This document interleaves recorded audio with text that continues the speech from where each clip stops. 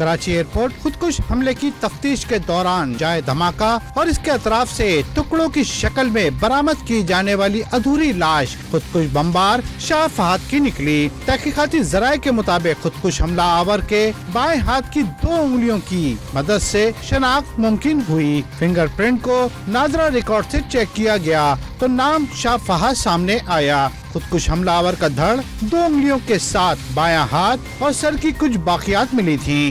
دوسری جانب چائنیز کانوائے پر خودکش حملے کی تحقیقات کے لیے چائنیز انویسٹیگیٹر کی اعلیٰ سطحی ٹیم کراچی پہنچی۔ ذرائع نے بتایا کہ چائنیز انویسٹیگیٹر کی ٹیم نے جائے وقوع کا دورہ کیا۔ پاکستانی تحقیقاتی اداروں کے افسران نے انہیں اب تک کی گئی تحقیقات سے آگاہ کیا۔ پاکستانی تحقیقاتی اداروں نے بتایا کہ ایئرپورٹ کی سیکیورٹی سخت ہونے کی وجہ سے حملہ آور اپنی بارود سے بھری گاڑی ایئرپورٹ کے اندر لے جانے میں ناکام رہے۔ اس کے بعد ایئرپورٹ کے ایگزٹ روڈ پر گارڈ روم کے قریب خودکش دھماکہ کیا۔ چائنیز انویسٹیگیٹر نے پاکستانی ایجنسیز کے جمع کردہ شواہد کا بھی معائنہ کیا اور دھماکے کے شواہد جمع کیے۔ عمران حفیظ، ڈان نیوز، کراچی۔